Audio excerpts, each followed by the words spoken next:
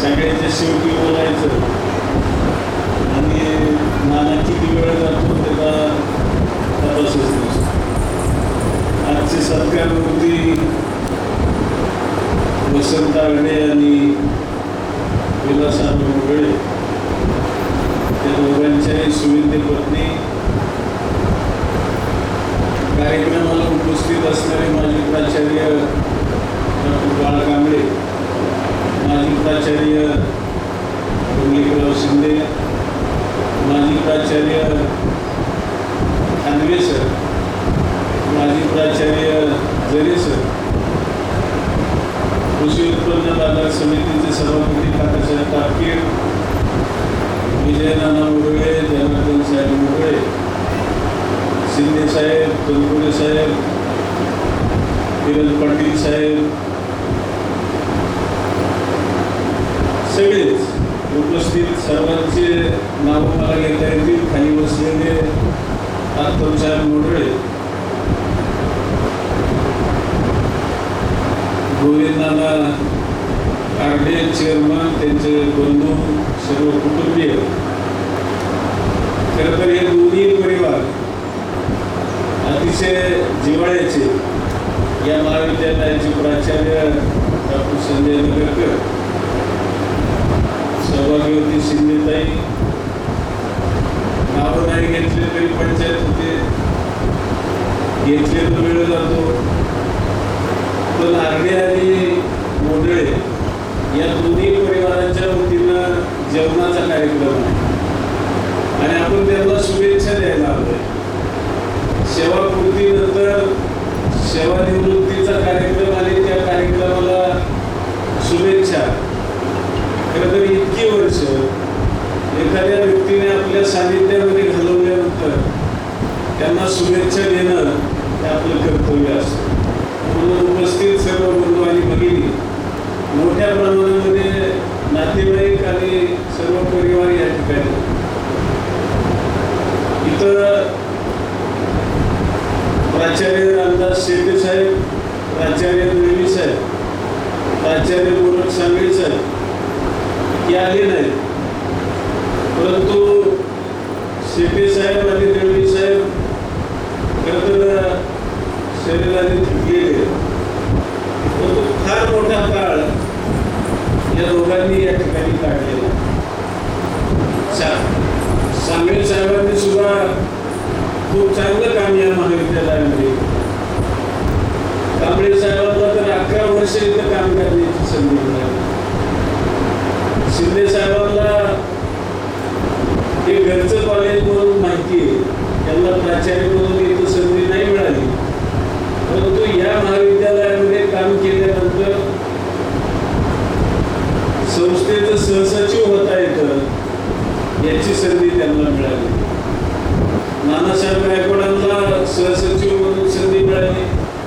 खरं तर या महाविद्यालयामध्ये वैशिष्ट्य आहे, गर्भरांना आणि दलित मित्र दादा पाटील यांच्या आशीर्वादानं सुरू झालेलं हे महाविद्यालय इथं काम करणाऱ्या व्यक्तीला निश्चितपणाने संधी मिळेल.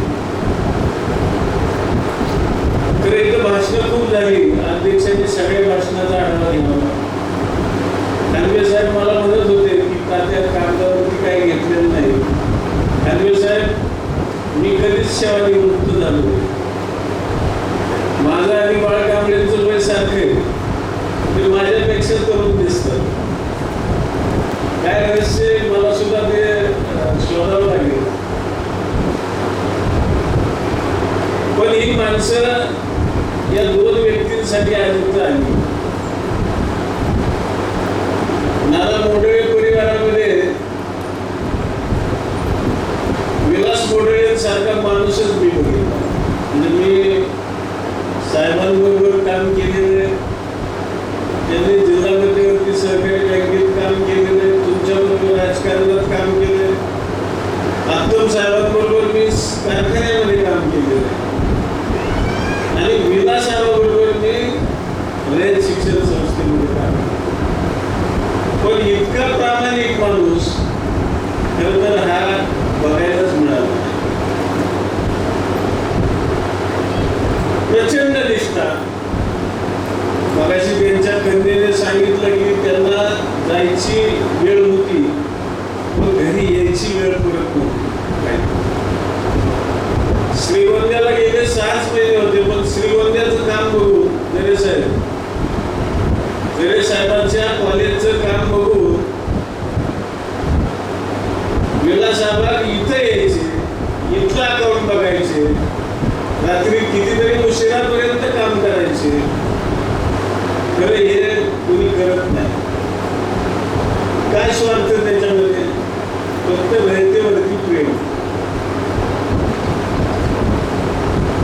खरं अशी माणसं मिळणं दुर्लभ असतं. मगाशी जाताना कोणीतरी म्हटलं की आता पुढं काय करणार? कांबळे साहेबच म्हटले विलासची इच्छा असेल तर या कॉलेजमध्ये त्याला कधीही जागा आहे. संस्थेची परवानगी मिळो अथवा न मिळो, सीडीसीचा अध्यक्ष म्हणून मी सांगतो की त्याला इथं कधीही त्याच्यासाठी दार उघडे. त्याने फक्त यायचं, घरी नाही करत तरी आलं तरी चालेल आणि घरचं बघून आला तरी चालेल. दुसरे सेवानिवृत्त होणारे आमचे आरडे सर खरं तर निमगाव डाकूमध्ये 2 VMRD. एक आमचे गुरु ॲडव्होकेट विश्वनाथ आरडे आणि एक आमचे सहकारी प्राध्यापक वसंत आरडे. दोघेही त्या गावचे सुपुत्र आहेत आणि दोघांच्या सानिध्यामध्ये मला काम करण्याची संधी मिळाली. विश्वनाथ आगरे साहेबांच्या बरोबर मी कारखान्यामध्ये काम केलं. अतिशय आबासाहेबांचा निष्ठावान सहकारी.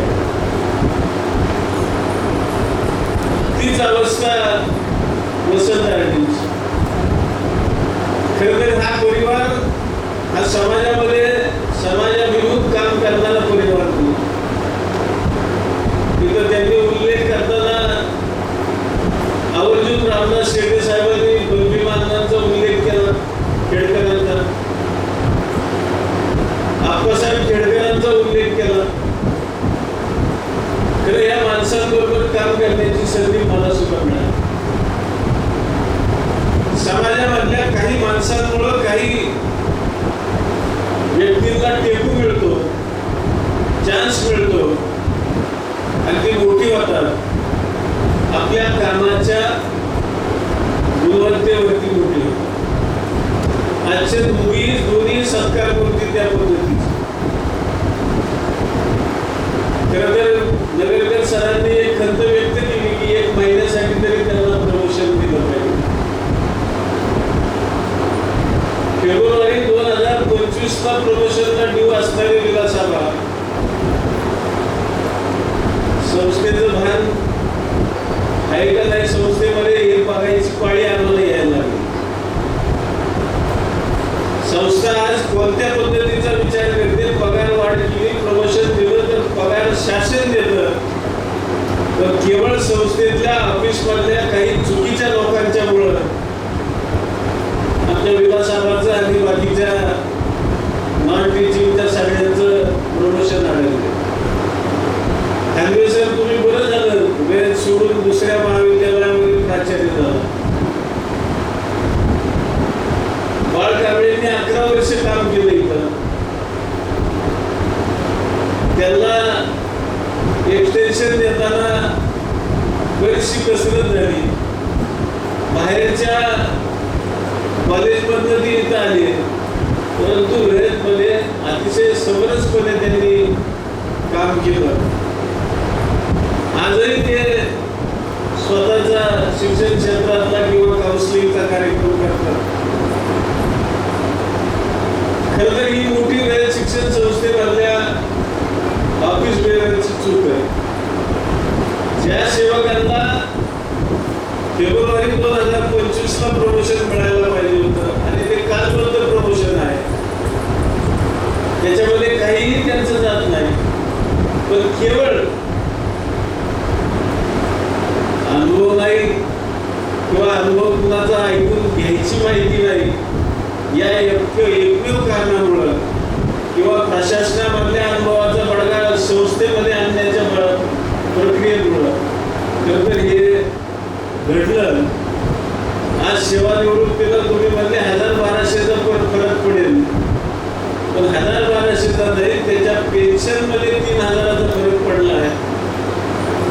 जर ती पेन्शन पूर्वी जर त्याला प्रमोशन नाही मिळालं तर तो तोटा होणार आहे.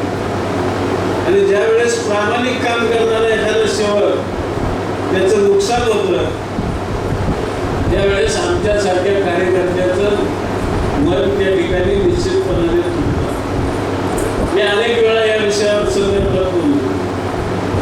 मध्यंतरी चेअरमन नगरला आले होते तेव्हाही बोललो. नुसता फार्स होतो.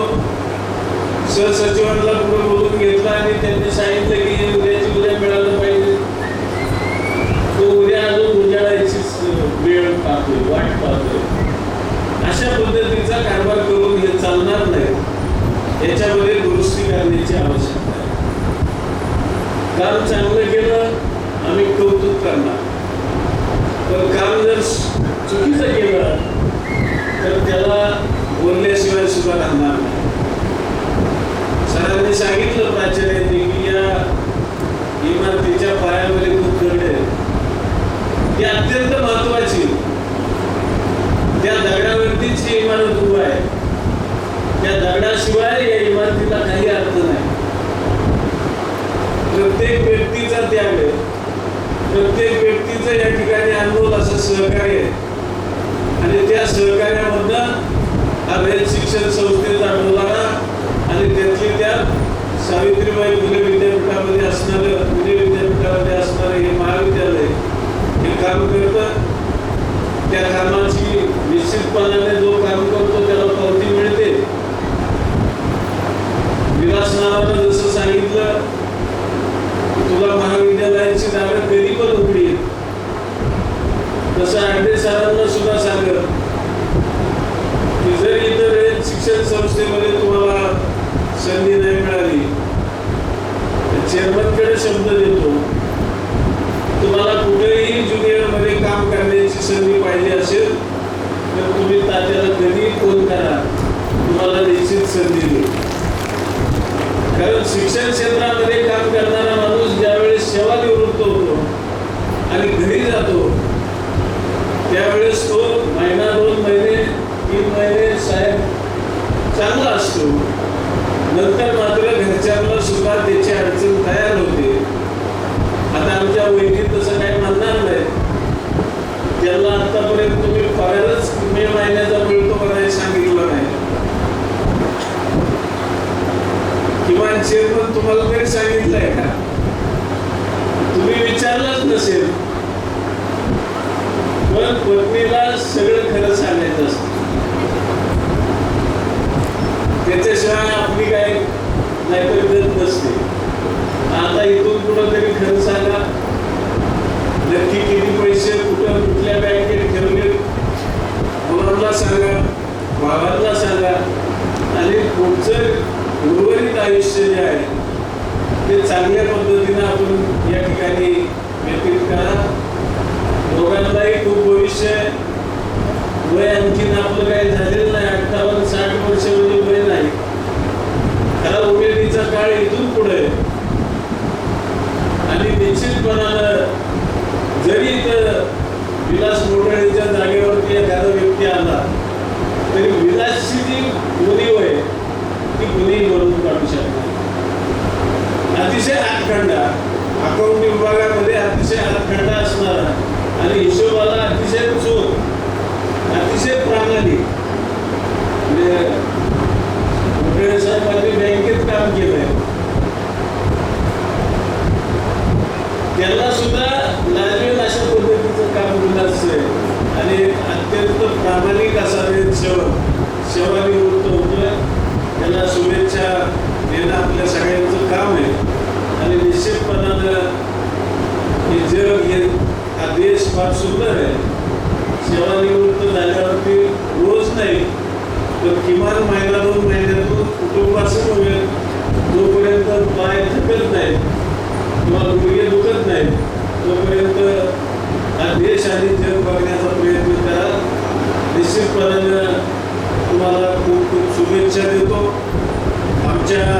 रयत परिवारामध्ये दोन अत्यंत कर्तव्यवान असे हिरे सेवानिवृत्त होत आहेत, याचं दुःख आम्हाला आहे. त्या दुःखाबरोबर त्यांना त्यांचं घरगुती आयुष्य जगता येईल याचा आनंद आहे. आणि निश्चितपणाने यांना शुभेच्छा तुम्हा सर्वांच्या वतीनं देतो. जेवण केल्याशिवाय तुम्ही जाऊ नये अशी अपेक्षा व्यक्त करतो. कांबळे साहेब मुक्कामाला आलेले आहेत, त्याच्यामुळं त्यांनाही सांगतो की तुम्ही इथं जेवण करून जावा. खानवे साहेब आहेत, जरे साहेब आहेत, खरं तर ही अत्यंत शिक्षण क्षेत्रामधली नामांकित मंडळी, या सगळ्यांनी आज हजेरी लावली. ज्यावेळेस बोधवरती रामदास शिंदे साहेबांचा संदेश ऐकला, खरं तर या महाविद्यालयामध्ये जास्तीत जास्त कार्यकाळ काढणारे जे ठराविक प्राचार्य, त्याच्यामध्ये रामदास शिंदे साहेब असतील, बाळ कांबळे साहेब असतील, यांनी खूप वर्ष काम केलं आणि एक अतिशय चांगल्या पद्धतीचं काम केलं. आणि म्हणून आज हा असा सुंदर कार्यक्रम, या सुंदर कार्यक्रमाला अध्यक्षस्थान मला भूषवण्याची संधी मिळाली. मी निश्चितपणानं संयोजकाचा आभारी आहे. आपल्या सर्वांचं पुन्हा एकदा आपण अभिष्टचिंतन करण्यासाठी आलो, आपलं स्वागत करतो, आभार व्यक्त करतो आणि माझे 2 शब्द संपवतो. धन्यवाद. जय हिंद, जय कर्मवीर. धन्यवाद तात्या. खऱ्या अर्थानं आजचे दोन्ही सत्कारवरती हे कर्तव्य हिरे आहेत आणि ते सेवानिवृत्त होत आहेत, हे गौरवकार आपण